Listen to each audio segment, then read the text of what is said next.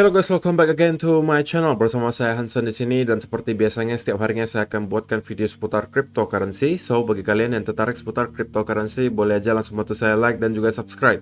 Jangan lupa juga untuk hidupkan lonceng notifikasinya supaya kalian gak ketinggalan update terbaru seputar cryptocurrency. Oke, pada hari ini guys, kembali kita akan bahas seputaran Bitcoin, dan seperti biasa kita akan mulai dari coin market cap terlebih dahulu. Pada hari ini secara global market cap crypto berada di angka 1,7 triliun dolar atau turun sekitar 3,27%. Nah, Bitcoin sendiri kembali ke angka 37.900-an, Ethereum 2.528, BNB 369, XRP 0,72, Terra Luna 79 dolar, Cardano 0,81, Solana 82 dolar, dan Avalanche ada di urutan ke-10 dengan harga 71,26 dolar. So per hari ini kita melihat market rata-rata dalam keadaan merah, terkoreksi kira-kira 2% hingga kurang lebih 6% gitu ya. So itu adalah outlook sementara dari beberapa top coin yang ada. Sekarang kita masuk dulu ke beberapa berita dan data terbaru hari ini. Nah, yang pertama di sini disebutkan Bitcoin heading to 36K. Analysis says amid warning global stocks looks expensive. Jadi seperti yang kita udah ketahui juga guys, sentimen belakangan ini terlihat cukup negatif. Nah, penyebabnya apa? Tentunya beberapa hal ya. Pertama, keadaan ekonomi global. Oke. Kemudian keadaan Rusia dan Ukraina, di mana sampai sekarang tentunya belum mereda ya perangnya. Dan yang ditakutkan apa? Ini bisa melebar kemana-mana. Nanti NATO, US, dan lain sebagainya mulai ikut campur. Dan itu bisa menciptakan perang yang lebih besar. Oke, dan itu yang kita sebut sebagai perang dunia ketiga. Gitu. Dan itu yang sebenarnya lebih ditakutkan, bukan hanya soal Rusia dan Ukraina, tapi takutnya melebar kemana-mana gitu kan. Apalagi sudah ditambah lagi bumbu-bumbu soal senjata nuklir dan lain sebagainya. Kemudian juga jangan sampai lupa bahwa di bulan Maret ini, nanti spesifiknya tanggal 16 Maret, itu akan ada FOMC meeting, di mana diekspektasikan tanggal 16 Maret nanti The Fed akan melakukan kenaikan suku bunga. Jadi dengan adanya komplikasi beberapa hal tersebut, membentuk sentimen market sekarang itu terlihat sangat negatif. Dan tidak jarang orang-orang sekarang mulai percaya bahwa pasar saham dan juga kripto itu akan kembali menghadapi crash lanjutan. Oke, namun tentunya semua itu sekarang hanya sekedar prediksi gitu ya. Kita hanya bisa menunggu dan biarlah waktu yang menjawab gitu ya. Dan untuk spesifiknya soal FOMC meeting tanggal 16 Maret nanti, itu pun masih banyak kubu gitu ya. Masih ada yang percaya bahwa The Fed itu nanti hanya akan menaikkan suku bunga sebesar 0,25%. Ada juga yang percaya 0,5%. Jadi ada yang bilang ini hanya 0,25, tapi ada yang bilang nggak bisa, ini harus 0,5 langsung naiknya. Tapi juga masih ada yang percaya bahwa The Fed itu malah tidak akan melakukan kenaikan suku bunga nanti di tanggal 16 Maret. Karena katanya gitu, secara historis The Fed itu biasanya omongannya A, tetapi yang dilakukan B gitu. Jadi sekarang ketidakpastian itu sangat tinggi. Keadaan market itu sangat uncertain. Ketidakpastian itu sangat amat tinggi. Itu yang membuat kita melihat pergerakan market itu belakangan sangat volatil, kemudian sangat sulit ditebak karena ketidakpastian. Gitu ya. Dan tentunya hasil keputusan The Fed nanti di tanggal 16 Maret, itu interpretasi orang beda-beda lagi guys. Baik itu naik 0,25, 0,5, ataupun tidak naik sama sekali, interpretasi masing-masing investor itu bisa jadi berbeda gitu. Mungkin ada, menurut sebagian orang 0,25, kenaikan 0,25% itu adalah suatu hal yang positif. Tapi mungkin juga ada sebagian orang mengatakan 0,25 itu udah terlalu tinggi, negatif istilahnya. Jadi ini tergantung interpretasi orang masing-masing. Jadi agak sulit gitu guys untuk menebak apa yang akan terjadi nanti di 16 Maret. Khususnya reaksi pasar itu nanti akan seperti apa. Akan sangat sulit gitu. Jadi yang bisa kita lakukan apa? Ya tetap sekali lagi, hope for the best, plan for the worst. Itu teori paling simple, tapi itu selalu works gitu guys. Kalian selalu akan terjaga kalau misalnya kalian melakukan hal tersebut. Hope for the best and plan for the worst gitu ya. Oke, jadi kalau kita scroll ke bawah artikel di sini, kita juga akan menemukan secara teknikal gitu ya. Ada dibahas, seorang analis mengatakan di sini kita berada di sebuah area yang dinamakan pivot point gitu. Dan dia ada mengatakan di sini RSI is oversold and trending up. If the price fails to break above 40k, we go down to support 34 to 36k, resistance 43 to 45k. Jadi sekarang dikatakan kita berada di area pivot point, alias area pertengahan gitu ya, di mana kita mendapati ada resistance di kisaran area 43 sampai 44.000, bahkan sampai 45. Dan area supportnya itu nanti akan ada sekitaran 34 sampai 36.000. Kalau saya mungkin lebih konservatif ya, nanti kita akan lihat di chart juga. Menurut saya area supportnya itu ada di sekitar 34 sampai 35, tidak sampai ke 36 gitu ya. Dan sekarang kita berada di area pertengahan di pivot point gitu. Namun yang di highlight di sini adalah kita memang mendapati dari segi indikator RSI kita sekarang dalam keadaan oversold gitu ya. Jadi kita bisa jadi aja mendapati semacam bounce terlebih dahulu sebelum mungkin kita melanjutkan penurunan ke bawah gitu. Dan ini adalah kedua area yang mungkin kita harus perhatikan. Oke, dimana ini adalah area major support dan di sini adalah area major resistance-nya. Nah, kemudian kita juga akan update soal crypto fear and greed index per hari ini. Kita kembali mendapati area extreme fear. Jadi last week atau minggu lalu kita udah berada di extreme fear, sampai hari ini pun kita masih tetap di area extreme fear. Dan last month kita berada dalam keadaan fear. Tapi kalau kita misalnya lihat data historisnya, maka kita ini sekarang sudah berbulan-bulan tertahan di area netral sampai extreme fear. Bahkan kalau misalnya kalian perhatikan itu dari bulan November guys. Bulan November, Desember, Januari, Februari, Maret. Jadi kurang lebih 4-5 bulan kita sudah tertahan di bawah area grid. Kita tidak pernah lagi melihat area grid. Maksimal itu di netral gitu ya. Jadi netral, extreme fear, sama fear. Di situ aja mainnya selama berbulan-bulan gitu ya. Dan yang menarik di sini kalau misalnya kalian lihat, walaupun ini adalah ads ya atau iklan, tetapi ini juga yang kemarin kita pernah bahas gitu guys.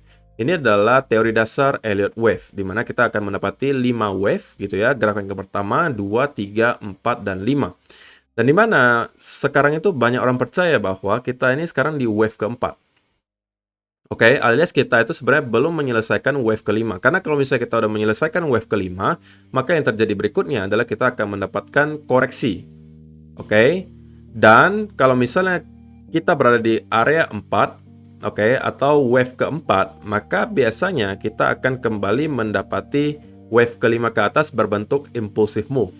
Oke, dan ini udah dijelaskan dengan detail ya di beberapa video saya sebelumnya, dan juga membahas dari artikel-artikel para analis yang memang seorang Elliott Wave analis gitu ya. Jadi apakah kalian percaya gitu guys bahwa kita sekarang di wave keempat, alias kita masih mempunyai satu wave lagi impulsif ke atas untuk membentuk wave kelima sebelum kita masuk ke bear market?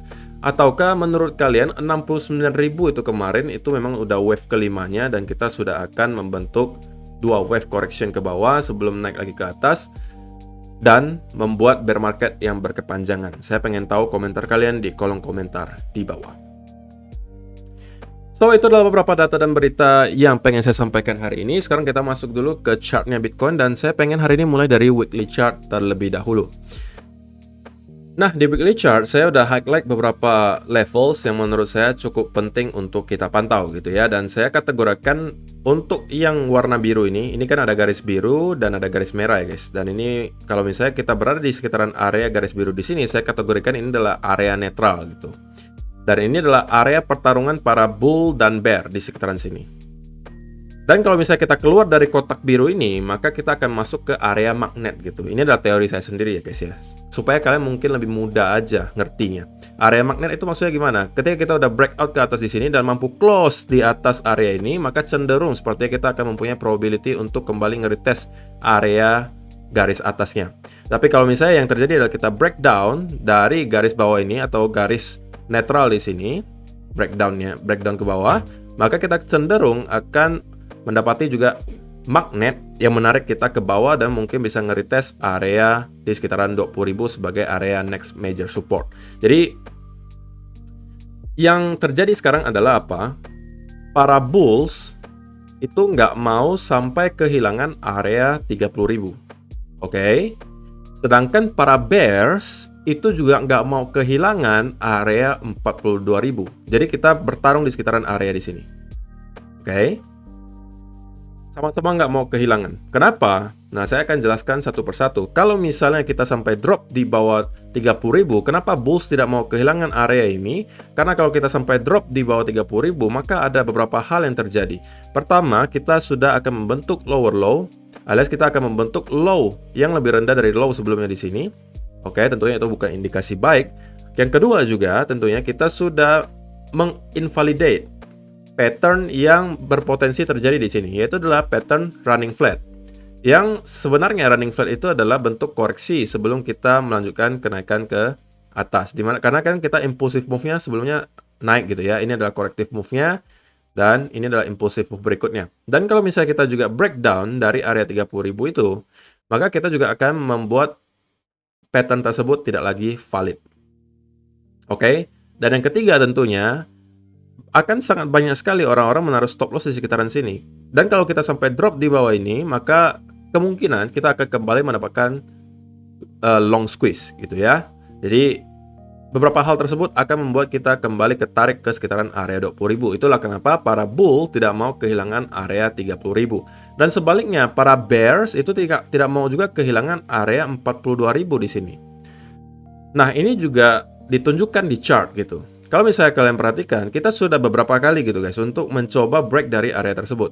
Pertama di sini, alias minggu kemarin kita mencoba untuk break, tapi akhirnya kita juga close di bawah area tersebut lagi. Kedua kali di sini, ketiga kali di sini juga kita mencoba untuk break. Di sini kita jadikan dia area major support, di sini area major support, di sini juga area major support, di sini adalah area major resistance. Nah, kalau misalnya gitu ya, kita kembali breakout dan close di atas area ini, kenapa para bears nggak mau kehilangan area ini? Karena kalau kita sampai mampu break di atas area ini, maka kemudian yang terjadi adalah kita akan flip area ini sebagai area major support. Yang kemarin jadi area major resistance, sekarang akan jadi area major support lagi. Oke, yang kedua tentunya dengan adanya break di atas area ini akan menciptakan kembali confidence di kalangan para investor, apalagi mereka-mereka yang senang analisa memakai chart weekly, dan itu bisa menciptakan confidence yang lebih tinggi dan membuat orang-orang mulai start lagi masuk ke market, dan itu akan bisa mendorong harga kembali ke atas, bahkan mungkin bisa mencapai kurang lebih angka 50.000. Jadi ini adalah simpelnya gitu guys ya. Untuk weekly chart kita mungkin bisa melihat beberapa key level ini. Dan menariknya adalah kalau misalnya kita lihat dari segi indikator MACD, sebenarnya untuk momentum bearishnya kita udah start untuk melihat pengurangan momentum gitu ya. Ini adalah udah perubahan warnanya dan kita udah mulai sloping up gitu. Dan kalau misalnya dalam beberapa minggu ke depan kita tetap mendapatkan sideways movement atau mungkin kita mendapatkan sedikit koreksi ke atas seperti ini, maka bukan tidak mungkin dalam waktu 3 atau 4 minggu ke depan kita sudah akan melihat MACD di weekly chart itu flip ke arah bullish gitu ya. Dan terakhir kali kita melakukan hal tersebut itu di bulan Agustus 2021. Oke, kita flip ke arah bullish di sini. Dan kita flipnya di sekitaran di sini ya guys. Flipnya di sekitaran di sini. Oke. Dan akhirnya kita kembali juga mendapati rally berikutnya ke atas. Sebelumnya juga hal yang sama terjadi, kita flip ke arah bullish terakhir kali di sini ya. Dan akhirnya kita mendapati rally yang cukup panjang.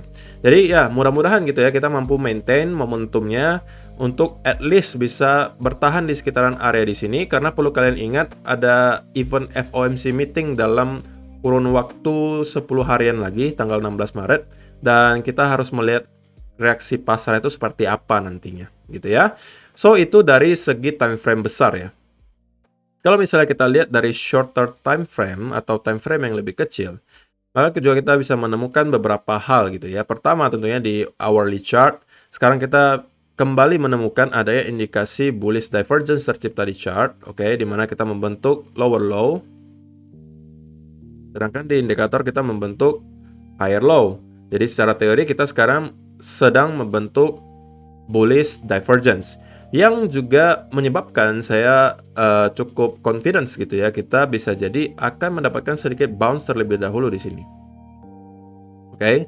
Dan area berikutnya yang perlu diperhatikan adalah tentunya di 40.000 lagi.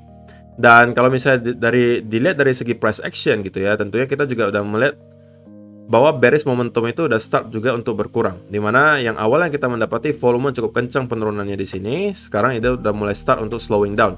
Dan perlu kalian ingat sekarang kita juga menyentuh area major support di sekitaran area 37.000. Yang dimana harusnya di sini kita akan mendapati semacam pembeli gitu ya, yang mulai start lagi masuk di sekitaran sini. Karena kalau misalnya kita sampai broke down lagi dari area ini, oke, menurut saya ini bukan indikasi baik, dan sepertinya kalau kita sampai mampu close lagi di bawah area ini, probability-nya cukup tinggi bahwa kita akan kembali nge-retest area low sebelumnya di sini. Oke. Dan so far sebenarnya kita masih dalam keadaan kalau di hourly chart ya, di 1 hour chart kita sebenarnya masih dalam keadaan higher low gitu ya, karena low di sini masih lebih tinggi daripada low di sini, guys. Oke. Nah, kita mendapatkan ada indikasi bullish divergence. Pertama, dari segi price action juga kita ada mendapati pelambatan momentum bearish. Jadi, tidak akan mengherankan kalau kita akan mendapatkan sedikit bounce dari sini. Dan dari bounce ini nanti baru kita akan lihat lagi bounce-nya dalam bentuk corrective move, ataukah kita bounce-nya dalam bentuk impulsive move lagi. Oke. Karena kalau kedua hal yang terjadi itu nanti berbeda probability-nya lagi untuk pergerakan berikutnya. Kalau misalnya kita mendapati impulsive move lagi seperti ini, kemudian disertai oleh corrective move, mungkin bullish continuation pattern seperti bull flag atau apapun itu, maka kita kemungkinan bisa lagi untuk mengharapkan Bitcoin kembali breakout di atas 43.000. Tapi kalau misalnya kita naiknya dalam bentuk corrective move, alias kita naiknya hanya merangkak saja seperti ini, oke, maka untuk yang seperti ini, probability-nya kita lebih tinggi adalah untuk kembali down, dan bisa jadi kita akan breakdown dari area major support dan menuju ke area next support di sekitaran 34 sampai 35.000, seperti juga yang disampaikan oleh analis di artikel pertama tadi, gitu ya. So, untuk sekarang tentunya saya pribadi memang masih memilih untuk wait and see terlebih dahulu ya, guys. Setelah kemarin Posisi saya tentunya ke close di sekitaran area 38.000 seperti yang saya sampaikan juga. Dan saya sekarang lebih memilih untuk wait and see terlebih dahulu. Sekali lagi guys, kita sebagai trader tidak perlu harus setiap hari berada di market. Kalau misalnya kita memang merasa tidak confident dan kita tidak menemukan ada sebuah pattern yang jelas, ya sudah, kita menunggu dulu di sideline sampai kita ketemu lagi pattern yang jelas dengan probability yang tinggi, baru kita masuk lagi ke market. So, itu aja sih untuk hari ini guys. Terima kasih yang sudah menonton sampai selesai. Semoga bermanfaat video hari ini dan kita akan bertemu lagi di video yang berikutnya. Bye-bye.